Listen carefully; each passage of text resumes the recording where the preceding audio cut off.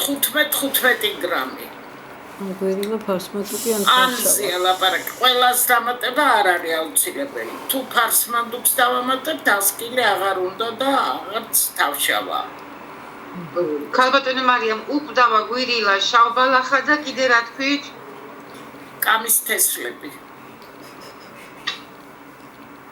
მადლობა. თუ ეჭვი არის ლამბლიებზე. მაშინ აი ამ ნაკრებს რაზევით ჩამოგაწერინეთ, დაგაწერინეთ, ბაბუაწვერას ფესვები უნდა დავამატოთ 20 გრამი. რაზე თუ ეჭვი ქალბატონო მარიამ? ლამბლიებზე.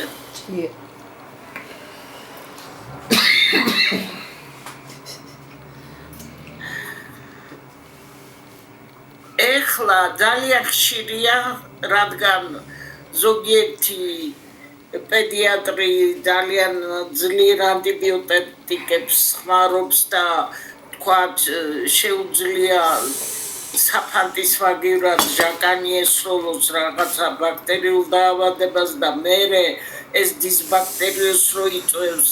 ეხლა კი უფრო ფიქრობენ არ არია. შენ კი ყოველთვის ფიქრობდი და ამის გამო გცემდით მე პირადად თქვენ პატივს. მოგეთ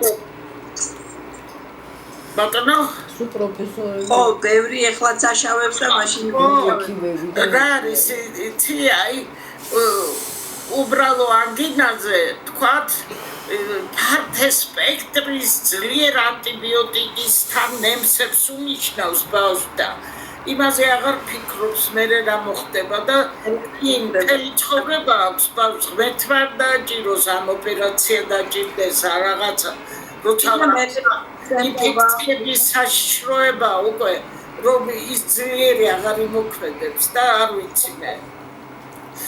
მოკლედ ენტერიტებისა და დისბაქტერიოზის დროს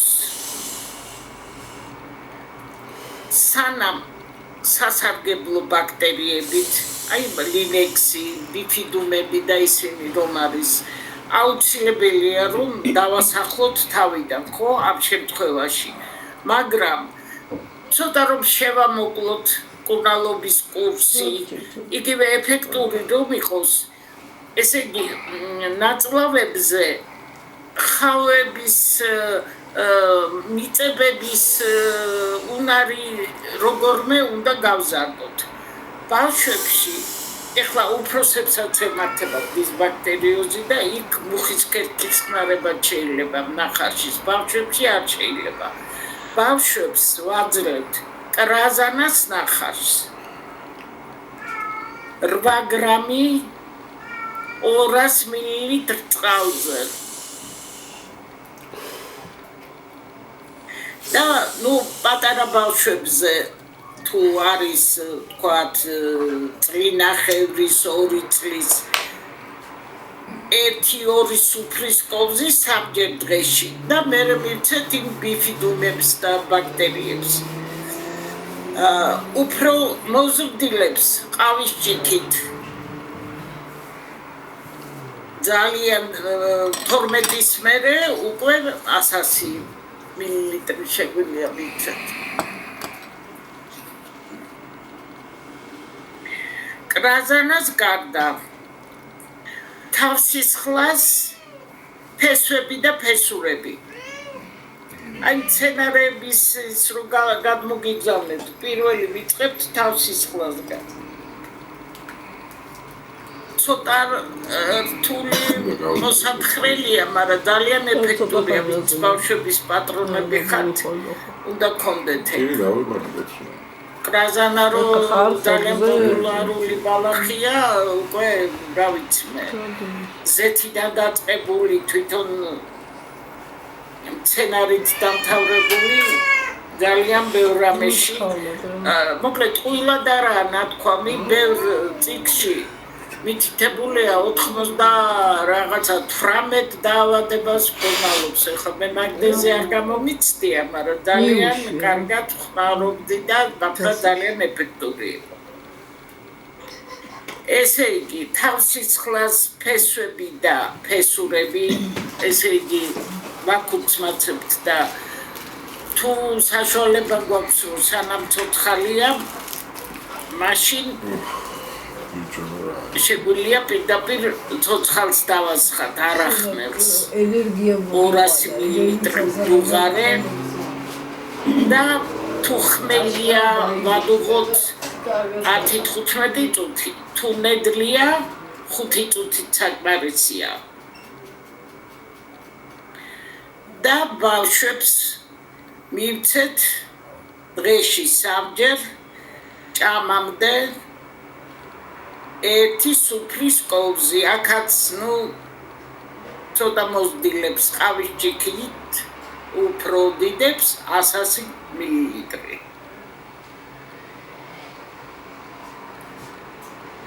სხვათა შორის ისეთ პოპულარულ მცენარეს როგორიც გვირილა მოგეხსენებათ ანტისეპტიკით არის თან ძის ბაქტერიოზის დროს რა ხდება იცით სასარგებლო და ავადმყოფობის გამომწვევი არასასარგებლო ასე ვთქვათ ბაქტერიების ბრძოლა სულ მიდის ჩვენაწლავებში და როცა იხოცებიან სასარგებლოები რა თქმა უნდა გაჯეჯილდებიან პათოლოგიის გამომწვევი ბაქტერიები აი გვირილას და იგივე კრაზანას აქვს ეს თვისება რომ იქ მიკროფლორას თვითონაც არეგულირებენ იმით რომ არასასარგებლოებს ხოცავენ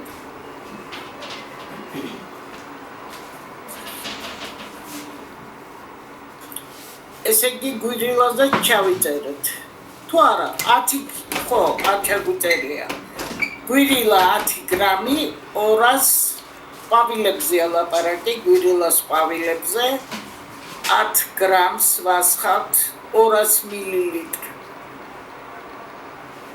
ცივით შეგვიძლია და მაშინ 5 წუთი ვადუღოთ თუ დუღარეს დავასხამთ 9 საათი დავაყენოთ და იგივე სტანდარტია ეს პატარებს ძალიან პატარებს ერთი სუფრის კოვზი 3-ჯერ დღეში მერე ყავის ჭიქით მერე 100 მილილიტრი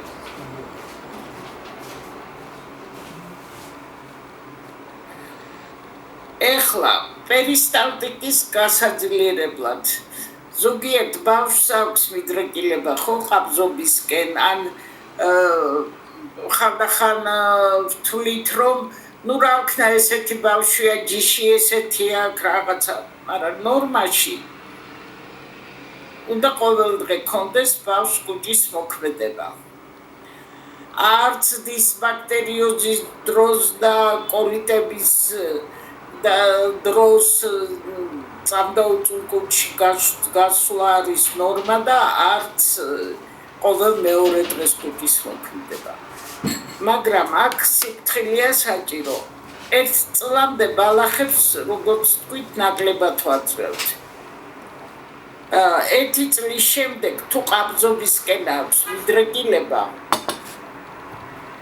შეგვიძლია მივცეთ ზღვის კომპოსტო ოღონდ მოსინჯეთ ეხლა ზღვის კომპოსტო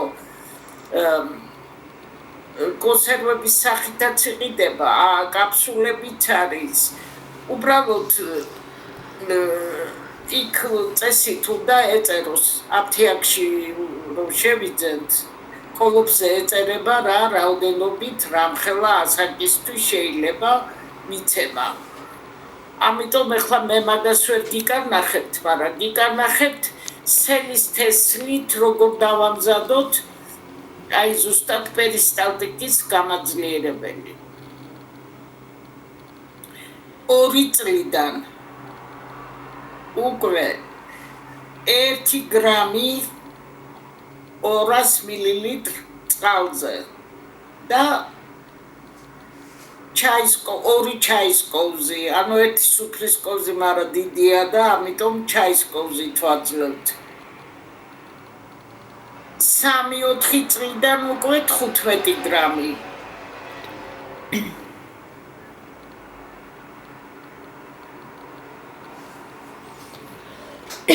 X წლიდან 20 გრამი.